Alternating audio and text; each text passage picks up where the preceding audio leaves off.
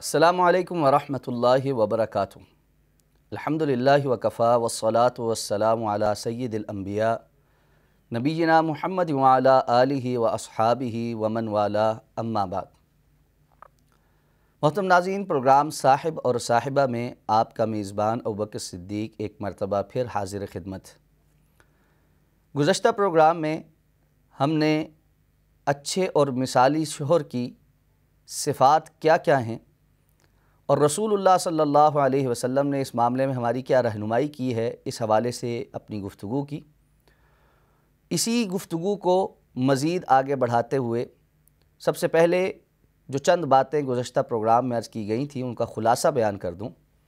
کہ آپ صلی اللہ علیہ وسلم نے ارشاد فرمایا کہ تم میں سب سے بہترین وہ لوگ ہیں جو اپنے گھر والوں کے لیے بہترین، اور آپ نے نصیحت کی کہ جو اللہ پر اور آخرت کے دن پر ایمان رکھتا ہے اسے چاہیے کہ اچھی بات کرے یا خاموش رہے، اور میں تمہیں اپنی عورتوں کے متعلق خیر کی نصیحت کرتا ہوں۔ اسی طرح آپ نے فرمایا کہ جو شخص بیٹیوں کی وجہ سے آزمایا گیا اور اس نے اس پر صبر کیا اور ان کی اچھی تربیت کی، یہ بیٹیاں کل قیامت کو اس کے لیے جہنم کی آگ سے حجاب ہوں گی۔ اور اسی طرح آپ صلی اللہ علیہ وسلم نے گھر والوں پر بہتر انداز میں خرچ کرنے اور اسے افضل ترین صدقہ ہونے اور سب سے زیادہ اجر و ثواب کا حامل ہونے کا بھی عندیہ دیا۔ اسی طرح آپ صلی اللہ علیہ وسلم بذات خود اپنے گھر والوں کے ساتھ گھر کے کاموں میں ہاتھ بھی بٹاتے تھے اور ان کی مدد بھی کیا کرتے تھے۔ ام المومنین حضرت عائشہ صدیقہ رضی اللہ تعالیٰ عنہ فرماتی ہیں کہ ام المومنین حضرت عائشہ صدیقہ رضی اللہ تعالیٰ عنہ سے جب سوال کیا گیا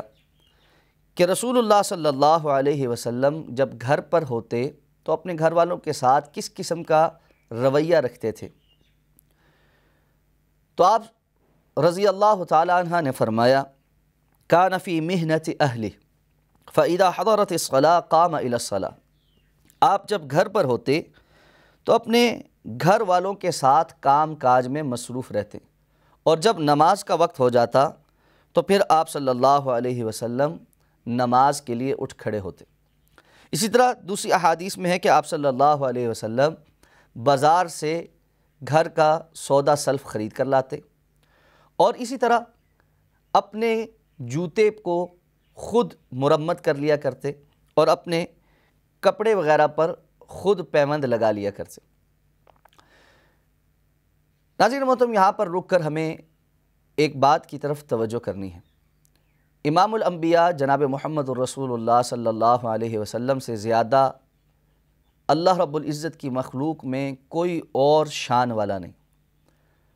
نہ آپ جیسا کوئی تھا، نہ ہے، نہ ہوگا۔ اس کے باوجود آپ صلی اللہ علیہ وسلم اپنے گھر والوں کے ساتھ ایک بڑی نارمل لائف گزارتے ہیں۔ آپ جب گھر میں ہوتے ہیں تو ایسا محسوس نہیں ہوتا کہ گھر کے اندر کوئی ایسی شخصیت ہے جس کے رعب اور دبدبے میں ہر کسی کو خاموش رہنا ہے اور جس نے گھر کے اندر ہل کر پانی کا گلاس بھی نہیں پینا۔ آپ صلی اللہ علیہ وسلم اپنے گھر والوں کے ساتھ ہوتے تو ان کے ساتھ اچھے انداز میں گفتگو کرتے، حتیٰ کہ اپنے گھر والوں کے ساتھ خوش گفتاری کرتے اور ان کی تفریح طبع کا بھی خیال کرتے۔ صحیح احادیث میں ہمیں معلوم پڑتا ہے کہ رسول اللہ صلی اللہ علیہ وسلم ام المؤمنین حضرت عائشہ صدیقہ رضی اللہ تعالیٰ عنہ کے ساتھ دوڑ بھی لگا لیا کرتے تھے، اور آپ کی شادی کے ابتدائی ایام میں جب ام المؤمنین حضرت عائشہ صدیقہ رضی اللہ تعالیٰ عنہ کا جسم ہلکا تھا، ایک مرتبہ آپ نے ان کے ساتھ دوڑ لگائی اور جس میں حضرت عائشہ صدیقہ رضی اللہ تعالیٰ عنہ آپ سے دوڑ میں جیت گئی۔ کچھ عرصے کے بعد جب حضرت عائشہ کا جسم کچھ بھاری ہو چکا تھا،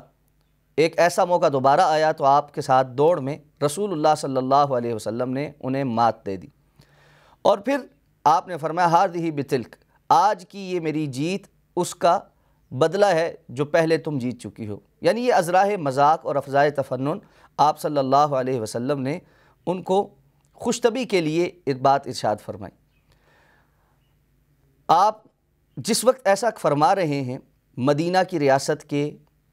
سردار بھی ہیں، حکمران بھی ہیں،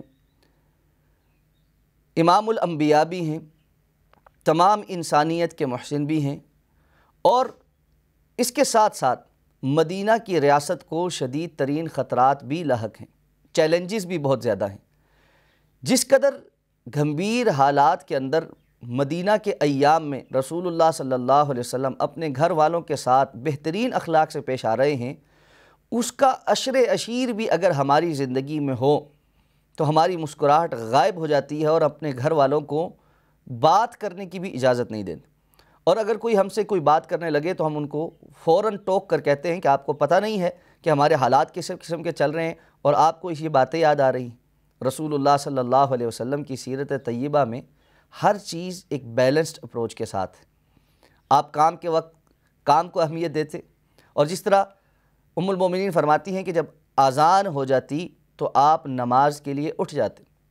تو اللہ رب العزت کا حق کی وقت آتا تو آپ باقی تمام مخلوق کے حقوق کو پیچھے چھوڑ کر اللہ کا حق ادا کرنے کے لیے اٹھ کھڑے ہوتے۔ اور اسی طرح جو وقت آپ کے گھر پر دینے کا تھا آپ اسے گھر پر پوری توجہ کے ساتھ دیتے اور اپنے گھر والوں کا ہاتھ بٹاتے۔ گھر پر گھر والوں کا ہاتھ بٹانا، ان کی مدد کرنا، روزمرہ کے ضروری کام کر لینا اور اپنی ضروریات کی چیزوں کو اپنے ہاتھوں سے مکمل کر لینا، یہ مرد کی شان کے خلاف نہیں بلکہ رسول اللہ صلی اللہ علیہ وسلم کی سیرت کے مطابق اور سیرت کی روشنی میں مرد کی شان کے مطابق ہے۔ اس لیے ہمیں بھی سیرت کے اس سبق کو سیکھنا چاہیے اور اس کے حوالے سے اپنے لیے رسول اللہ صلی اللہ علیہ وسلم کی زندگی کو مشعل راہ بنانا چاہیے۔ مثالی شوہر کے لیے جو صفت انتہائی اہمیت کی حامل ہے، اس میں اپنی بیوی کی خصوصیات کا اعتراف کرتے ہوئے اس کی قدردانی کرنا بھی ہے۔ رسول اللہ صلی اللہ علیہ وسلم مختلف مواقع پر صحابہ کرام کے سامنے اپنی ازواج کے حوالے سے ان کی صفات کا تذکرہ کرتے اور ان کی قدردانی بھی کرتے۔ حضرت خدیجہ رضی اللہ تعالی عنہ اسلام کی وہ عظیم خاتون ہیں جو جنت کی سردار خواتین میں بھی ہیں، اور جنہوں نے رسول اللہ صلی اللہ علیہ وسلم کے ساتھ اپنی ساری زندگی نبھایا ہے اور اپنی جان اور اپنا مال اور اپنی ہر چیز رسول اللہ صلی اللہ علیہ وسلم پر نچھاور کی۔ اللہ کے رسول صلی اللہ علیہ وسلم حضرت خدیجہ رضی اللہ تعالیٰ عنہ کے ان احسانات کو ہمیشہ یاد رکھا کرتے۔ ام المومنین حضرت عائشہ صدیقہ رضی اللہ تعالیٰ عنہ فرماتی ہیں کہ آپ حضرت خدیجہ کا ہمارے سامنے تذکرہ کرتے، تو ایک مرتبہ ہم میں سے کسی نے آپ کو کہا کہ اللہ کے رسول صلی اللہ علیہ وسلم، ہم آپ کی نوجوان بیویاں آپ کے پاس موجود ہیں اور ہر طرح سے آپ کی خدمت بھی کرتی ہیں اور آپ کی مطیع اور فرما بردار بھی ہیں، اس کے باوجود آپ ام المومنین حضرت خدیجہ رضی اللہ تعالیٰ عنہ کو یاد کرتے ہیں۔ اس کا مطلب یہ ہے کہ شاید ہم آپ کے ساتھ اس طرح سے پیش نہیں آ پاتی جس طرح سے وہ پیش آئیں۔ آپ صلی اللہ علیہ وسلم فرمایا ایسی بات نہیں ہے، لیکن ام المومنین حضرت خدیجہ رضی اللہ تعالیٰ عنہ کا اس وقت کا کردار ایسا تھا جسے آپ نے پھر اپنی دیگر بیویوں کے سامنے اور لوگوں کے سامنے یاد کروایا۔ آپ نے فرمایا خدیجہ وہ تھیں جب لوگوں نے مجھ سے منہ موڑ لیا، اس وقت انہوں نے مجھے سہارا دیا۔ جب لوگوں نے مجھ سے اپنی مال کو روکا انہوں نے مجھ پر خرچ کیا، جب لوگوں نے مجھے جھٹلایا انہوں نے میری تصدیق کی۔ تو اس وقت کے حضرت خدیجہ رضی اللہ تعالیٰ عنہ کے ساتھ کو رسول اللہ صلی اللہ علیہ وسلم نے ساری زندگی کبھی نہیں بھلایا۔ غزوہ بدر میں آپ صلی اللہ علیہ وسلم کے داماد جو کہ حضرت زینب رضی اللہ تعالیٰ عنہ کے شوہر تھے، وہ بھی قیدی بن کر آئے، وہ ابھی تک مسلمان نہیں ہوئے تھے۔ ان کے فدیے کے طور پر آپ کی بیٹی نے جو ابھی مدینہ ہجرت کر کے تشریف نہیں لائی تھی، اپنے شوہر کو آزاد کروانے کے لیے وہ ہار بھیجا جو انہیں ان کی والدہ حضرت خدیجہ رضی اللہ تعالی عنہا نے تحفے میں دیا تھا۔ جب رسول اللہ صلی اللہ علیہ وسلم کے سامنے اپنی محسنہ بیوی کا وہ ہار آیا تو آپ کی آنکھیں آنسوؤں سے تر ہو گئی۔ آپ صلی اللہ علیہ وسلم نے صحابہ کرام سے اجازت طلب کی کہ اگر صحابہ آپ کو اجازت دے تو آپ یہ ہار واپس کر دیں اور حضرت زینب کے شوہر کو بغیر کسی فدیہ کے اسی طرح آزاد کر دیا جائے۔ صحابہ اکرام نے اس معاملے میں بخوشی آپ کو کہا کہ آپ کو ہم سے اجازت طلب کرنے کی ضرورت نہیں، آپ کا حکم ہی ہمارے لیے کافی ہے۔ تو آپ صلی اللہ علیہ وسلم نے اس موقع پر بھی حضرت خدیجہ رضی اللہ تعالیٰ عنہ کی ایک نشانی کو دیکھتے ہوئے ان کے احسانات کو یاد رکھا اور ان کی قدردانی کی۔ حضرت خدیجہ رضی اللہ تعالیٰ عنہ کے فوت ہو جانے کے بعد آپ ان کی سہیلیوں کا اکرام کرتے تھے، ان میں سے کوئی آ جاتی تو آپ ان کی عزت کرتے اور ان کو تحفے اور تحائف بھی دیا کرتے تھے۔ یہ قدردانی ایک مسلمان مرد کی اچھے شوہر ہونے کی علامات میں سے ہے۔ ایک مثالی شوہر اور اچھے شوہر کے دل میں اپنی بیوی کی اچھی صفات کی قدر ہوتی ہے اور وہ ہمیشہ ان صفات کو یاد بھی رکھتا ہے اور ان کا تذکرہ خیر بھی کرتا ہے۔ مثالی بیوی اور اچھی بیوی میں جو سب سے اہمیت کی حامل ایک اچھی بیوی میں سب سے اہمیت کی حامل صفت اس کا نیک اور صالح ہونا ہے، اور یہ ایک ایسی صفت ہے جو مسلمان شوہر کو سب سے زیادہ قدر کی نگاہ سے دیکھنی چاہیے۔ رسول اللہ صلی اللہ علیہ وسلم نے فرمایا الدنیا حلوۃ خضرہ فإن اللہ مستخلفکم فیہا فینظر کیف تعملون فاتقوا الدنیا واتقوا النساء فإن اول فتنة بنی اسرائیل کانت فی النساء۔ دنیا بڑی میٹھی اور سرسبز و شاداب ہے، یعنی اس کے جو نعمتیں ہیں وہ انسان کو بڑی بڑی معلوم ہوتی ہیں، اور بے شک اللہ تعالیٰ نے تم کو زمین میں خلیفہ بنایا، پے در پے تم یہاں آتے ہو، اس کی کچھ چیزوں کے مالک بنتے ہو اور پھر یہاں سے چلے جاتے ہو، اور اللہ نے تمہیں یہاں اس لیے بھیجا ہے تاکہ اللہ دیکھے کہ تم کیسا عمل کرتے ہو۔ تو پھر آپ صلی اللہ علیہ وسلم نے فرمایا تم دنیا کی اس پرکشش اور میٹھی چیزوں کے مقابلے میں اس آزمائش میں اللہ سے ڈرتے رہو اور بچ کر رہو، اور اسی طرح آپ نے فرمایا کہ تم عورتوں کے فتنے سے بچ کر رہو، کہ بنی اسرائیل کا سب سے پہلا جو فتنہ تھا وہ عورتوں کے حوالے سے آزمائش کے طور پر بنا ہوا تھا۔ تو اس حوالے سے یہ بات سمجھنی چاہیے کہ اگر کسی شخص کو گھر والوں کی طرف سے خیر اور بھلائی اور نیکی میسر نہ آئے تو اس کی دنیا کے اندر بڑے فتنوں اور آزمائشوں میں سے اور امتحانوں میں سے ایک امتحان آ جاتا ہے۔ اس لیے اپنی بیوی کی نیکی کی اہمیت کو ہمیشہ مد نظر رکھنا، اور اگر اللہ نے آپ کو نیک شریک حیات دی ہے تو اس کی قدر کرنا یہ بہت ضروری ہے۔ رسول اللہ صلی اللہ علیہ وسلم نے فرمایا الدنیا متاع وخیر متاع الدنیا المرأة الصالحہ۔ دنیا فائدہ اٹھانے کی چیز ہے، اور اس دنیا میں سب سے بہتر اور خیر والی فائدہ والی چیز نیک صالح عورت ہے۔ نیک اور صالح عورت سب سے زیادہ بڑی نعمت ہے۔ تو اگر کسی شخص کو اس کے گھر میں شریک حیات کی نیکی میسر آ جائے تو اس حوالے سے اسے اپنی بیوی کا قدردان ہونا چاہیے۔ نیک بیوی انسان کی آخرت بھی سنوارتی ہے اور دنیا بھی سنوارتی ہے۔ رسول اللہ صلی اللہ علیہ وسلم نے اسی لیے رشتہ جوڑتے ہوئے جن باتوں کو دیکھنے کا بیان کیا ہے اس میں آپ نے نصیحت یہ کی کہ فاظفر بذات الدین تربت یدا، تم دین کو ترجیح دینا تمہارے ہاتھ رنگے جائیں گے۔ یعنی رشتہ داری کرتے ہوئے خاتون کے اندر نیکی اور دینداری اگر یہ پائی جاتی ہو تو باقی چیزوں پر کمپرومائز بھی کرنا پڑ جائے تو کر لینا چاہیے۔ اسی طرح رسول اللہ صلی اللہ علیہ وسلم نے نیک بیوی کو دنیاوی سعادت اور کامیابی کی نشانی کے طور پر بیان فرمایا۔ حضرت سعد بن ابی وقاص رضی اللہ تعالیٰ عنہ فرماتے ہیں کہ رسول اللہ صلی اللہ علیہ وسلم نے فرمایا اربع من السعادہ، چار باتیں خوش بختی کی علامت ہے۔ المرأة الصالحہ، نیک بیوی، والمسکن الواسع، وسیع گھر، کشادہ گھر، والجار الصالح، اچھا پڑوسی، نیک پڑوسی، والمرکب الحنی اور آرام دہ سواری، یہ چار چیزیں یا ان میں سے کچھ اگر انسان کو میسر ہیں تو وہ انسان خوش بخت انسان ہے، اچھی قسمت والا ہے۔ اور اس طرح آپ صلی اللہ علیہ وسلم نے فرمایا وَأَرْبَعٌ مِّنَ الشِّقَاءِ،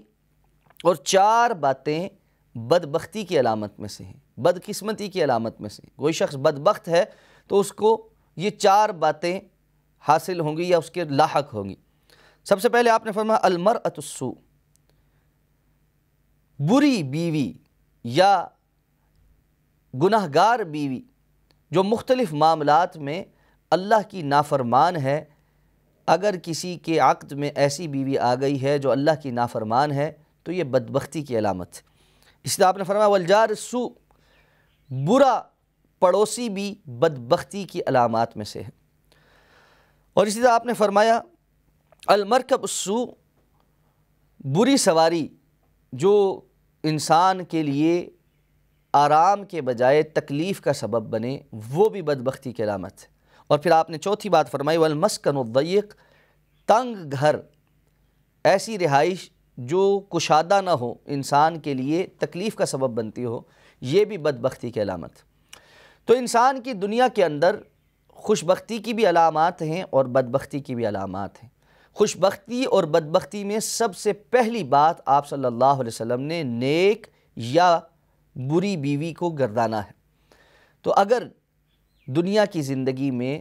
نیک ساتھ نصیب ہو گیا ہے تو انسان کو اس صفت کی قدر کرنی چاہیے۔ رسول اللہ صلی اللہ علیہ وسلم کی